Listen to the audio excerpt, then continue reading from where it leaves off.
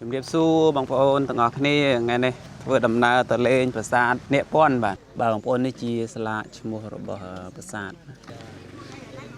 ជ័យតដាបាទបងប្អូនតោះឥឡូវយើងចូលទៅ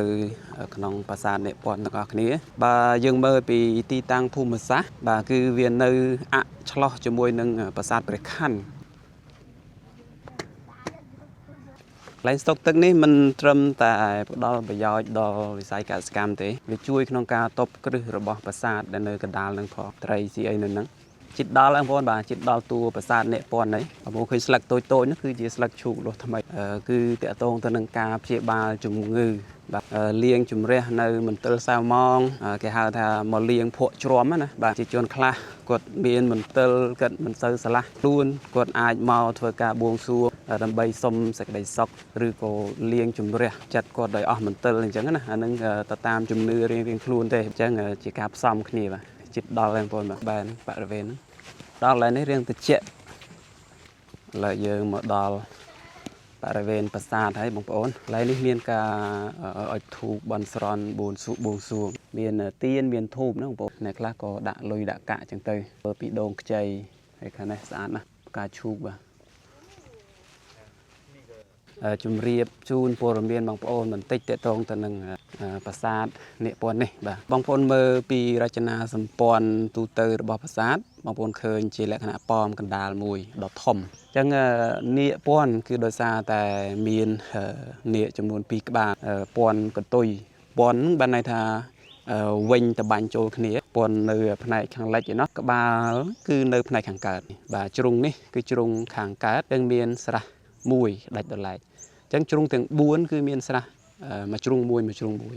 ស្រះហ្នឹងជាប្រភេទស្រះតូចជាងស្រះកដាលបាទកដាលធំជាងគេប្រហោងចម្ពួយអីដែលវាអាចអនុញ្ញាតឲ្យទឹក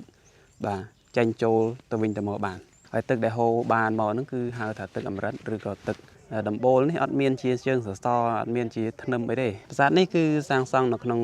រាជរបស់ព្រះបាទជ័យវរ្ម័នទី7ការសាងសង់នេះគឺឧទ្ទិសទៅដល់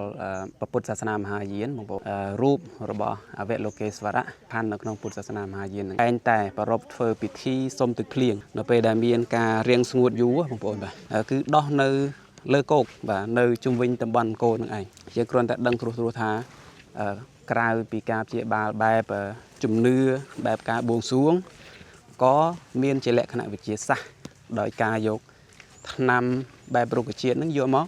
ផ្សំដើម្បីព្យាបាលជំងឺដែរនៅនេះមិនមែនជាការងូតទឹកទេជាលក្ខណៈមកឲ្យធ្វើពិធីបួងសួងធ្វើដើម្បីយកទឹកបាទយកទឹកដែលបាននឹងមកយកមកប្រោះព្រំលើក្បាលលើរាងកាយឬក៏ជាលក្ខណៈ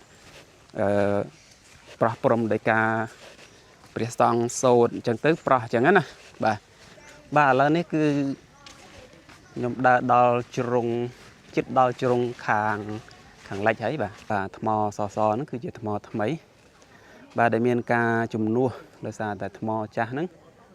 វាបានបាត់បង់បាទនៅក្រោមឫសឈើហ្នឹងក៏នៅបាទជាផ្នែក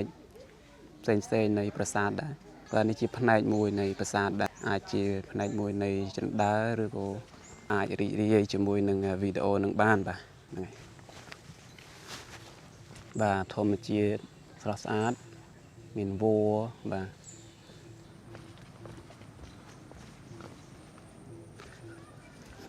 បាទមានទឹកហូរមកខ្លាំងមែនទែនបាទលិចដល់កន្លែងផ្លូវដើរហ្នឹងជួយទប់គ្រឹះប្រាសាទទប់អីឲ្យមានលំនឹង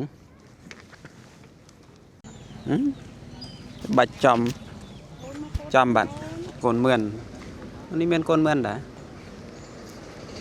សង្ស័យបងនៅចាំនៅនេះគាត់ចាំ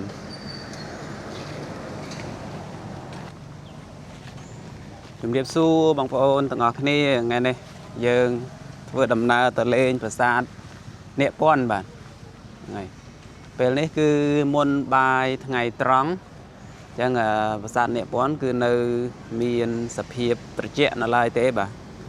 យើងនឹងដើរឆ្លងតាមស្ពានដើម្បីមើលបារាយណ៍ខាងជើងណាបងប្អូនបាទប្រាសាទនាគពន្ធហ្នឹងគឺនៅក្នុងកណ្ដាលបារាយណ៍នឹងតែម្ដង ចឹងយើងទៅមើលទាំងអស់គ្នាចឹងយើងដើរទៅតែបន្តិចទេបាទដើរហាត់ប្រាណផងហើយទេសភាពនៅសងខាងក៏ស្អាតបាទបងប្អូននេះជាស្លាកឈ្មោះរបស់ប្រាសាទនាគពន្ធចឹងតិចទៀតខ្ញុំនឹងធ្វើការដើរចូលឲ្យបងប្អូនទៅមើលទិដ្ឋភាពនៅក្នុងបរិវេណប្រាសាទទាំងអស់គ្នា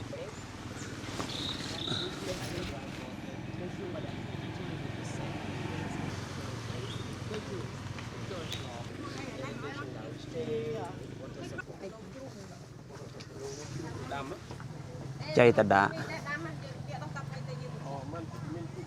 បារាយនេះឈ្មោះបារាយចៃតដាឬក៏បារាយខាងជើងបើយើងមើលផែនទីនេះប្រាសាទនាគពន្ធនៅកដាលបារាយនេះជាព័ត៌មានទូទៅមានជាភាសាខ្មែរនិងអង់គ្លេសហើយនិងភាសាចិន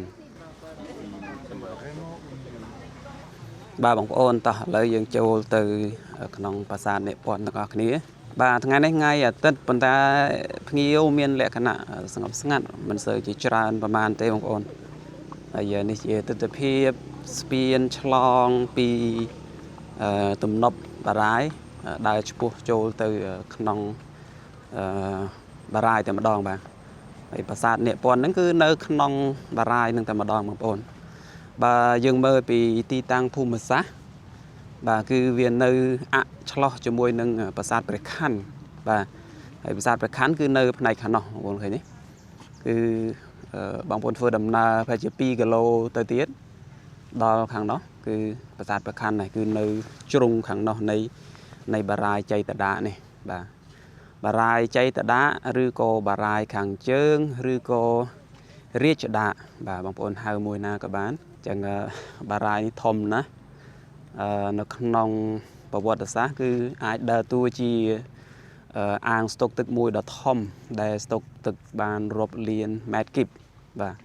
ហើយដើរតួយ៉ាងសំខាន់នៅក្នុងវិស័យកសិកម្មបងប្អូនក៏អាចដឹងព័ត៌មានមួយចំនួនទាក់ទងទៅនឹងវិស័យសេដ្ឋកិច្ចកសិកម្មដែលប្រជាជាតិខ្មែរនៅក្នុងសម័យនោះយកចិត្តទុកដាក់ទៅលើវិស័យកសិកម្មខ្លាំងមែនទែនបាទបងប្អូនមើលតែបារាយគឺមិនមែនមានតែមួយទេនៅក្នុងតំបន់អង្គរនេះមានច្រើនបាទមានបារាយខាងលិចបារាយខាងកើតបារាយខាងជើងបាទសុទ្ធតែជាកន្លែងស្តុកទុកដ៏ធំមហិមាសម្រាប់បម្រើដល់វិស័យកសិកម្មនៅក្នុងជីវភាពរស់នៅប្រចាំថ្ងៃផងចំណែកប្រាសាទនាគពន្ធនៅខាងក្នុងឯណោះទីទៀតខ្ញុំនឹងជម្រាបព័ត៌មានបន្ថែមទៀតជូនពុកម៉ែបងប្អូនថាគេប្រើប្រាស់ដើម្បីអ្វីខ្លះ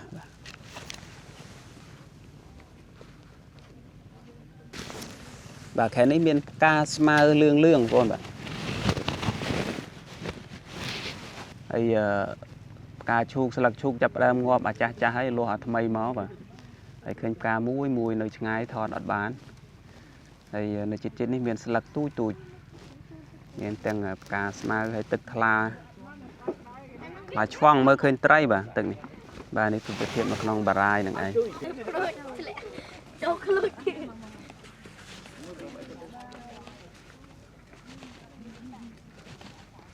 បាទតាមរដូវកាលវាបងប្អូនមកត្រូវរដូវផ្កាផលិតស្អាត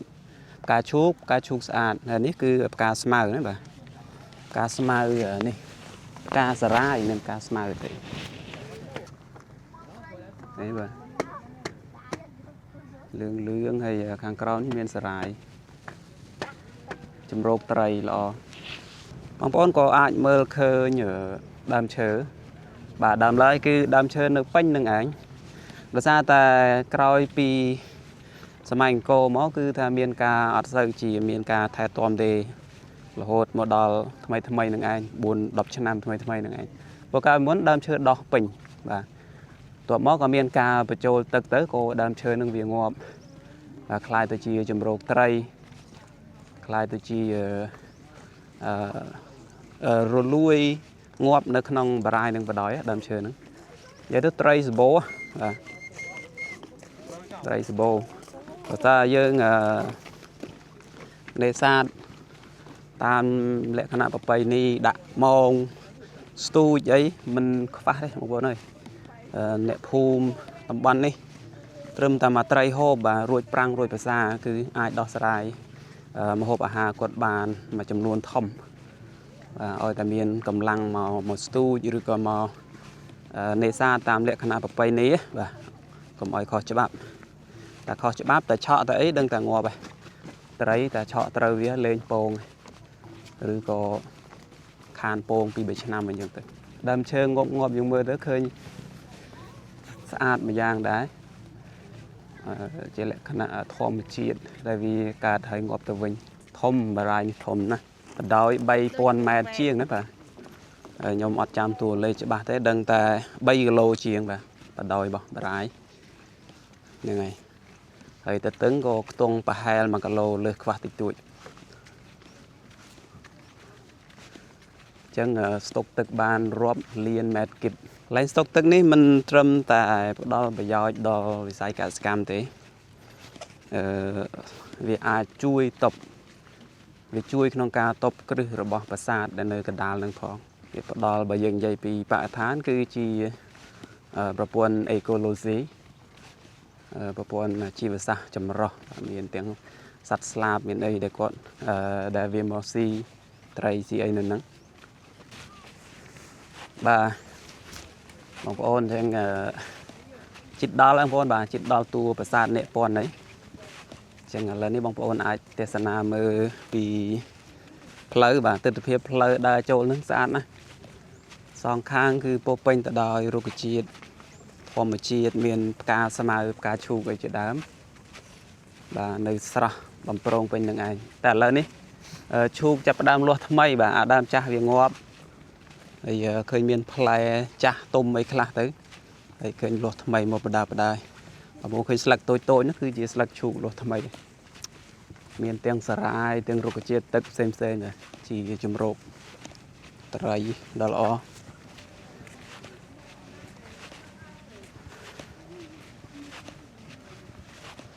บาประสาทเนปอนนี่บาตามจุ่มเนื้อระบบประชาชนนักนองสร็อกนักนองตำบลนี่คือเตะตรงตัวหนึ่งกาเจียบาจุ่มงือบาเตะตรงกาเจียบาจุ่มงือกาเตียงจุ่มเรียในมันเตอร์ซาวมองแกหาถ้ามาเลี้ยงพวกจรวมนะบาจีจวนคลากดเบียนมันเตอร์กันมันเตอร์สละคลูนกดอาจเมาเถื่อกาบวงสวงดำใบส้มสักใบซอกหรือก็เลี้ยงจุ่มเรียจัดกดได้ออกมันเตอร์อย่างนั้นนะอันนึงตามจุ่มเนื้อเรียงคลูนได้บาจังบางคนชื่อมันชื่อเถื่อกาอันวัดหรือก็อย่างนั้นนึงชีสไลด์พิษในกาชื่อบาให้บาตามเลขณะวิทยาศาสตร์เส้นมันมีการเป็นโยเส้นเป็นอุตวิญบ่าจังจีการซ้ำขึ้นนี่บ่าจิตดอลแรงปนบ่า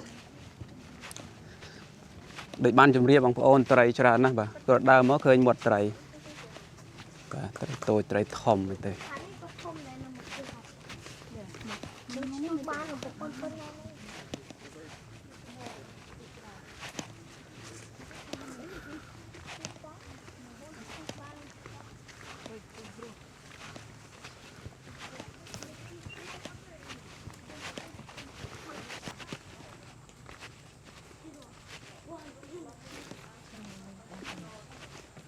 ขณะเมียนตราเมียน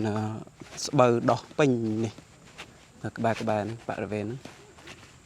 โจมดาวอะไรนี่เรื่องแต่เจ๊สรัวเมียนดามเชอร์เห็นเองสเปียนมอมละอ้อนะของผมแบบเหลือมันคือสเปียนเชอร์กรอยปีสเปียนเชอร์วีปกวีบะtới kia đãจีสเปียนนี่เบตงมาดองแบบสลักนี่ยังเบอร์tớiโดยเชอร์กับเป็ดจีซีมองจีเบตงจะนั่งไงจีแหละขณะ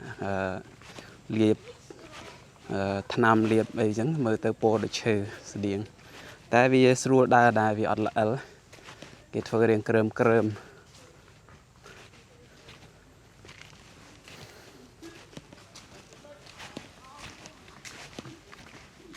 là giờ mở đò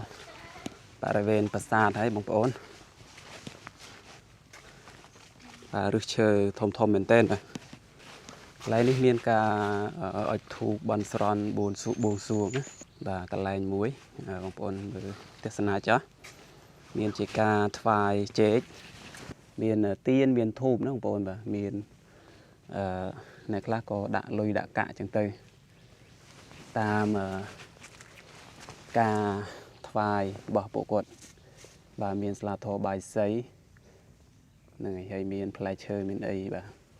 vừa bị đông chay hay cái này sẵn nè ca chu bà miền tên ca sen thiệt bồn sẵn miền tên và này cứ mình trâm taประเทศประวัติได้รู้นักนั่งตบันได้สบายแต่เพียงแต่จอได้จะจนเจียดขมายยังก็กดmột thời cả buông xuồng đài quật mỏปีกรอบตื้อตีนักน้องประเทศกัมพูชีน้องนี่เรามีตึกvàตึกเป็นอะไร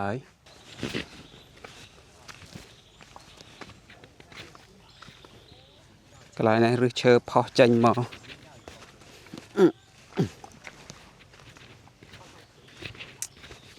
นี่บ่พวกหมายบางปอนจังยำลงเฟือกา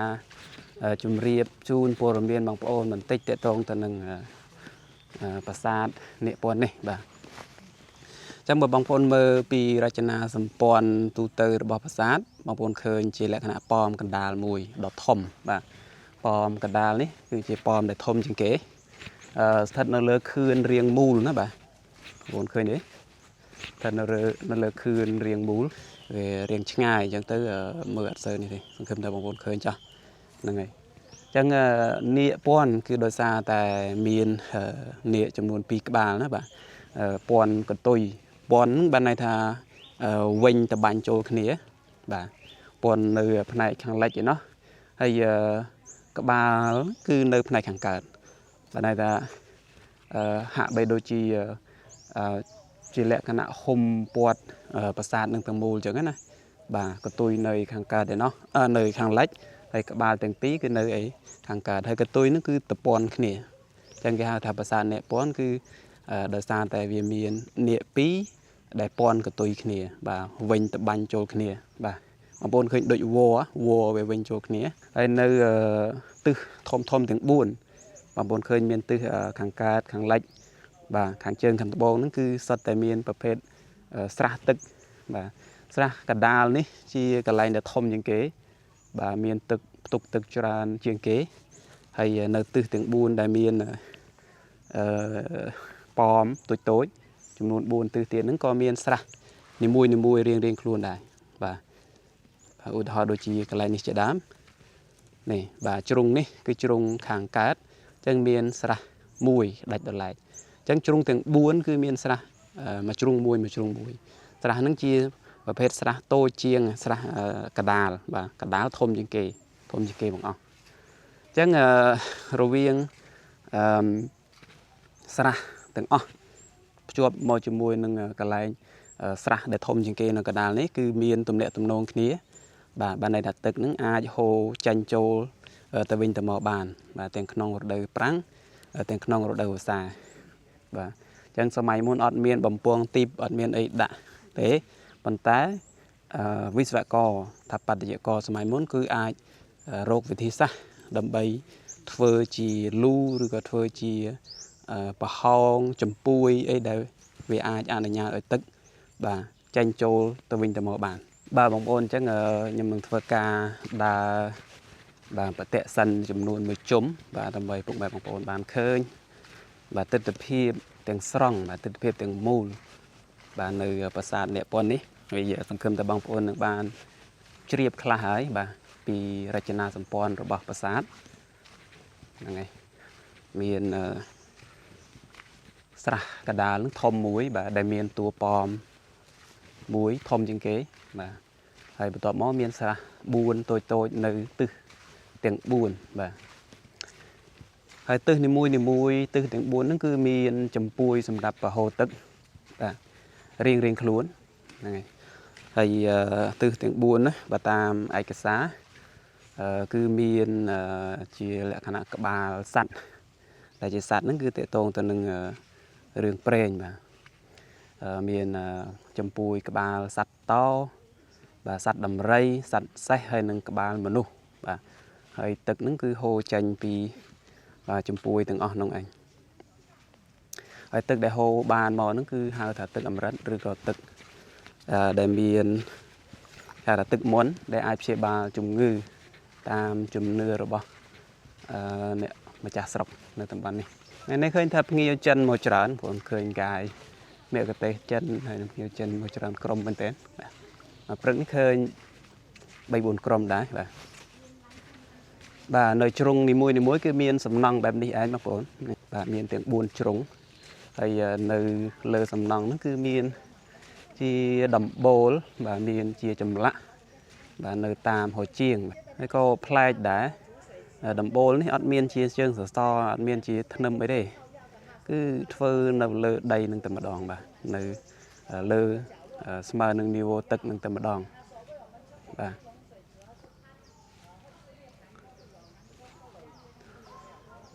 កន្លែងនេះគឺទឹកលិចអស់តែពិតមានសេះបាទមានបដិមាសេះហើយនឹងក្បាលនាគធំនៅក្បែរនឹងប៉មកដាលនោះប៉ុន្តែដោយសារតែកាមេរ៉ាស៊ូមអត់កើតចឹងបងប្អូនប្រហែលជាមើលអត់ឃើញទេបាទតកតងទៅនឹងរាជនៃការសាងសង់ប្រាសាទនាគពន្ធនេះបងប្អូនបាទ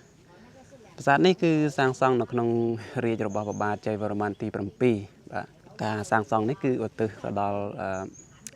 ព្រះពុទ្ធសាសនាមហាយានបងប្អូនបាទព្រោះអីមាននៅតាមចម្លាក់នៅតាមជ្រុងនីមួយៗហ្នឹងគឺមានរូបរបស់អវលោកេស្វរៈទេពសំខាន់នៅក្នុងពុទ្ធសាសនាមហាយាននឹងឯងហើយពុទ្ធសាសនាមហាយានគឺមានអវតារបានតែជាជាតិនីមួយៗរបស់ព្រះពុទ្ធបាទជាព្រះពោធិសត្វដែលស្វែងរកធម៌ស្វែងរកការត្រាស់ដឹងហើយនៅក្នុងជាតិនេះគឺព្រះអង្គគឺជាគេហៅថាគ្រូថ្នាំបាទ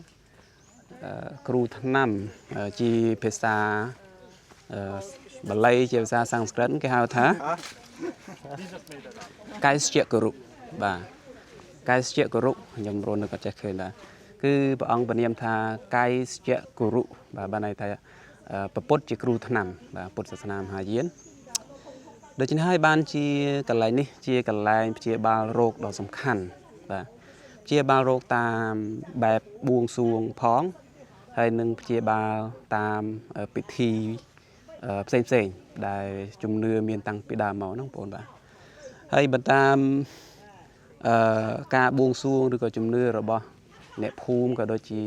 ប្រជាពលរដ្ឋទូទាំងប្រទេសក៏ជឿថាកន្លែងនេះជាកន្លែងតែងតែប្រារព្ធធ្វើពិធីសុំទឹកភ្លៀងនៅពេលដែលមានការរាំងស្ងួតយូរបងប្អូនបាទគឺមានការសុំទឹកភ្លៀងដើម្បីឲ្យឆាប់មានភ្លៀងមានអីធ្លាក់មកហើយដើម្បីបានស្រោចស្រពដំណាំហើយក៏ដីស្រែរបស់ប្រជាពលរដ្ឋនៅក្នុងតំបន់អង្គរនេះផងបាទនេះគឺតកតងទៅនឹងជំនឿបើនិយាយពីវិទ្យាសាស្ត្របាទគឺមិនត្រឹមតែព្យាបាលដោយការបួងសួងទេគឺមានទាំងថ្នាំបាទថ្នាំហ្នឹងគឺជាថ្នាំជាលក្ខណៈថ្នាំឫសឈើថ្នាំឈើបាទថ្នាំរុក្ខជាតិបាទដែលមាននៅក្នុងតំបន់នេះផ្ទាល់ថ្នាំខ្លះគឺដុះនៅក្នុងបារាយចេតតានឹងផ្ទាល់តែម្ដងចំណែកថ្នាំខ្លះគឺដោះនៅលើគោកបាទនៅជុំវិញតំបន់អង្គរនឹងឯងជាក់ស្ដែងដូចជាវល្លិត្រៀលបាទវល្លិគុយត្រៀលស្វាបាទដើមចំបក់ដើមអីហ្នឹងគឺសិតតែត្រូវថ្នាំផ្សេងដែលយើងអ្នកមិនមែនរៀនខាងថ្នាំរុក្ខជាតិនេះយើងអត់ដឹងថាត្រូវថ្នាំអីទេហើយដូចជាកញ្ជើបាយដាចបាទកញ្ជើបាយដាចក៏ត្រូវថ្នាំដែរមានថ្នាំច្រើនណាស់រុក្ខជាតិនៅក្នុងតំបន់នេះសុទ្ធតែជាថ្នាំព្រោះថាយកចំនួនបរិមាណប៉ុណ្ណាយកទៅផ្សំជាមួយរុក្ខជាតិអ្វីផ្សេងទៀតដើម្បីត្រូវថ្នាំអ្វីមួយនេះគ្រាន់តែជាព័ត៌មានសើទេបងប្អូនគេគ្រាន់តែដឹងត្រួសថាក្រៅពីការព្យាបាលបែបជំនឿបែបការបួងសួងក៏មានជាលក្ខណៈវិទ្យាសាស្ត្រដោយការយកថ្នាំបែបរុក្ខជាតិនឹងយកមកផ្សំដើម្បីព្យាបាលជំងឺដែរហើយមួយទៀតតកតងនឹងរឿងទេវកថាជាជំនឿសម្បីតែនៅប្រទេសឥណ្ឌាសប្តាហ៍ថ្ងៃក៏គេនៅតែធ្វើបាទជំនឿតកតងនឹងព្រហ្មញ្ញសាសនាណាបាទនៅទលេកង្គៀគេធ្វើការងូតទឹកងូតអីលាងបាបបាទជាជំនឿរបស់អ្នកដែលនៅតែជឿលើព្រហ្មញ្ញសាសនាណាបាទហើយនៅនេះមិនមែនជាការងូតទឹកទេ ជាលក្ខណៈមកហើយធ្វើពិធីបួងសួងធ្វើដើម្បីយកទឹកបាទយកទឹកដែលបាននឹងមកយកមកប្រោះព្រំលើក្បាលលើរាងកាយឬក៏ជាលក្ខណៈប្រោះព្រំដោយការព្រះសង្ឃសូត្រអញ្ចឹងទៅប្រោះអញ្ចឹងណាបាទជាការជំរះឧបទ្រពចង្រៃឬក៏ជួនកាលវាអាចធ្វើឲ្យផ្លូវចិត្តរបស់អ្នកដែលមានជំងឺហ្នឹងគាត់បានធូរស្បើយហើយគាត់ឆាប់ជាបាទនឹងអាចជាធាតុផ្សំមួយដែរណាបងប្អូន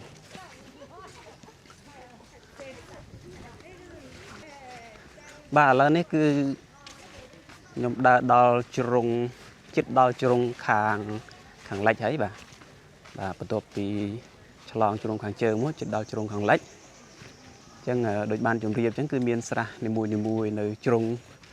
ដែលមានទំនាក់ទំនងគ្នារវាងទឹកនៅក្នុងស្រះកណ្ដាលហើយនិងទឹកនៅស្រះតូចហ្នឹងអញ្ចឹងព័ត៌មានទាំងអស់ដែលខ្ញុំធ្វើការចែករំលែកនេះខ្ញុំបានពីការស្រាវជ្រាវច្រើនកន្លែងតាំងពីឯកសារស្រាវជ្រាវរបស់បណ្ឌិតសាស្ត្រាចារ្យប្រវត្តិសាស្ត្រតាំងពី website របស់មន្ទីរទេសចរផងបាទហើយនឹងអ្វីដែលទទួលបានពីមគ្គុទ្ទេសក៍ទេសចរជើងចាស់ផងបាទដែលគាត់ដឹងពីព័ត៌មានអ្វីដែលបងប្អូនឃើញទៅនេះបាទថ្មសហ្នឹងគឺជាថ្មថ្មីបាទដែលមានការជំនួសដោយសារតែថ្មចាស់ហ្នឹងវាបានបាត់បង់បាទប្រទេសយើងមានអាសន្នតំបន់អង្គរយើងគឺត្រូវបានបោះបង់ការផ្លាស់ប្ដូររាជធានីដូច្នេះហើយគឺមានការបំផ្លិចបំផ្លាញដោយបច្ចាមិត្តឬក៏មានការខូចខាតដោយសារតែដើមឈើធំបាទដោះ30-40ឆ្នាំ100ឆ្នាំអញ្ចឹងទៅបាទវាធ្វើឲ្យមានការបាក់រលំនឹងហើយកប់ជ្រៅនៅក្នុងដីហ្នឹងទៅកន្លែងខ្លះដែលធ្វើកំណាយបានថ្មបានអីមកវិញគឺយកថ្មចាស់នឹងឯងយកមកដាក់វិញបាទចំណែកកន្លែងខ្លះរោគថ្មអត់ឃើញគឺជំនួសដោយថ្មថ្មីបាទក្រុមការងារធ្វើហ្នឹងគឺអនុលោមទៅតាមគោលការណ៍របស់បាទអង្គការបេតិកភណ្ឌពិភពលោកបាទមានការជំនួសថ្មថ្មីចំនួនប៉ុន្មានភាគរយយើងទៅដើម្បីកុំឲ្យបាត់បង់នៅភាពដើមបាទបើសិនជាកន្លែងណាដែលជំនួសថ្មថ្មីច្រើនពេកគឺបាត់បង់នៅភាពដើមហ្នឹងអញ្ចឹងមិនត្រូវបានអនុញ្ញាតឲ្យធ្វើអញ្ចឹងទេគឺជំនួសក្នុងបរិមាណមួយដែរដែលអនុញ្ញាតដោយអង្គការបេតិកភណ្ឌបាទនេះគឺទ្រព្យសម្បត្តិមនុស្សជាតិ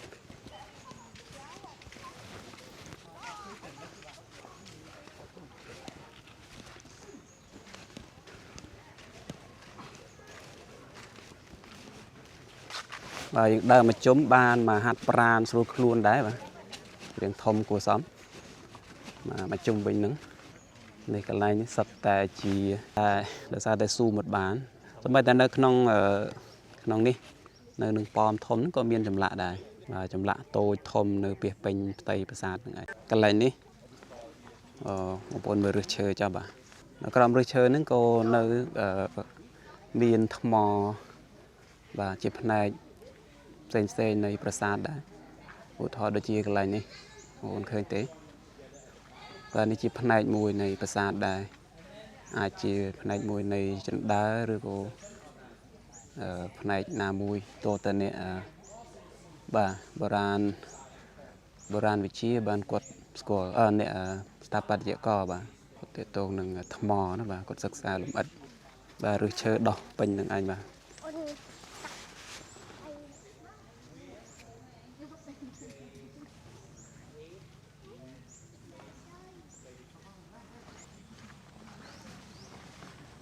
ឥឡូវនេះយើងមកដល់ច្រកចាញ់ហើយបងប្អូនបាទបន្ទាប់ពីដើរផ្ដិតយកវីដេអូមកជុំបាទអញ្ចឹងយើងដើរចេញទៅកន្លែងស្ពានឆ្លងយើងវិញប៉ុន្តែនៅក្បែរនេះក៏មានទេសភាពធម្មជាតិបាទប្លែកស្អាតដែរបាទសម្រាប់បងប្អូនដែរធ្លាប់មកឬក៏មិនធ្លាប់មកបាទជួនកាលធ្លាប់មកដែរប៉ុន្តែខានមកយូរណាបាទទេសភាពប្លែកស្អាតច្រើនហើយបងប្អូនដែលមិនធ្លាប់មក បាទអាចរីករាយជាមួយនឹងវីដេអូនឹងបានបាទ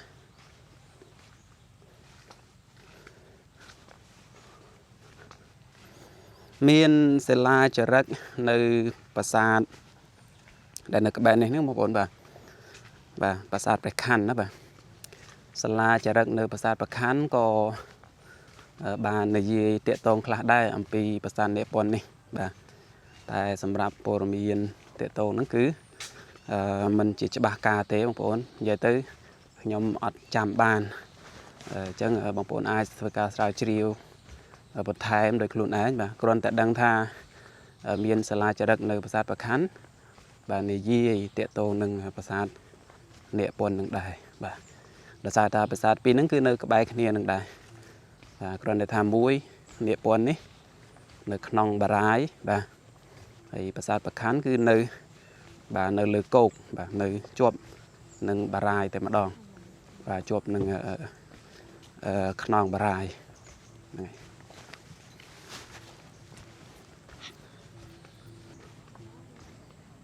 បាទធម្មជាតិស្រស់ស្អាតមានវល្លិបាទហ្នឹងហើយ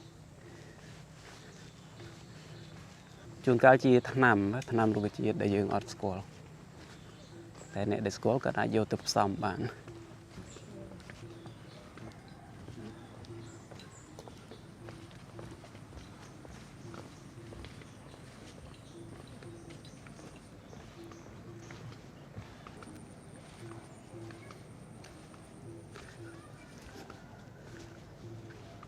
កន្លែងនេះបងប្អូនអាចនឹងឆ្ងល់ថាចុះស្ពាននេះបដែតទឹកឬក៏យ៉ាងម៉េចបាទមិនមែនបដែតទឹកទេណាបងប្អូនបាទស្ពាននេះគឺមានសសរមានអីត្រឹមត្រូវប៉ុន្តែហេតុអីបានជារដូវវស្សាវាអត់លិចរដូវប្រាំងក៏ឃើញទឹកប៉ុណ្ណឹងរដូវវស្សាក៏ទឹកប៉ុណ្ណឹងបាទដោយសារតែមានការគ្រប់គ្រងទឹកបាទពីខាងក្រមការងារអាជ្ញាធរបាទគឺនៅក្នុងនេះគឺមានការបិទទឹកហើយនឹងបង្ហូរទឹកចេញធ្វើយ៉ាងណាមិនអោយលិចស្ពាននឹងទេជាក់ស្ដែងដោយរដូវវស្សាកាលពីភាសាមិញមានទឹកហូរមកខ្លាំងមែនទែនបាទលិចដល់កន្លែងផ្លូវដើរហ្នឹងមិនយូរមិនឆាប់ប្រហែលថ្ងៃក៏មានការបើករំដោះទឹកនឹងចេញទៅវិញបាទធ្វើឲ្យផ្លូវនេះដើរបានធម្មតាវិញហ្នឹងហើយអញ្ចឹងមានការបិទបើកទឹកមានទ្វារទឹកមានអីត្រឹមត្រូវណាបាទរុក្ខជាតិសម្បូរបែបនៅក្នុងបារាយណ៍ហ្នឹងបាទសរុបមកវិញបាទប្រាសាទនាគពន្ធនេះបងប្អូនមិនមែនត្រឹមតែពាក់ព័ន្ធទៅក្នុងជំនឿសាសនាមួយមុខទេបាទប៉ុន្តែគឺពាក់ព័ន្ធទៅនឹងសេដ្ឋកិច្ចបាទវិស័យកសិកម្មបាទវិស័យកសិកម្មការគ្រប់គ្រងបែបផ្នែកសេដ្ឋកិច្ចនៅក្នុងសម័យនោះមានត្រីសាច់មានអីសម្រាប់បាទប្រជាពលរដ្ឋប្រជាជនគាត់ដោះស្រាយជីវភាពម្ហូបអាហារបាទហើយនឹងមានជាការផលប្រយោជន៍បែបលក្ខណៈវិទ្យាសាស្ត្របាទជួយតបគ្រឹះប្រាសាទតបអីឲ្យមានលំនឹងហ្នឹងហើយនិយាយរួមទៅគឺបូកផ្សំគ្នាទាំងកត្តាសេដ្ឋកិច្ចនយោបាយហើយនឹងជំនឿមានការរួមផ្សំគ្នាមកបានធ្វើឲ្យអាណាចក្រអង្គរឬក៏ក្រុងអង្គរហ្នឹងគឺមានការរីកចម្រើនរុងរឿងបាទដល់កម្រិតកំពូលនៅក្នុងសម័យអង្គរ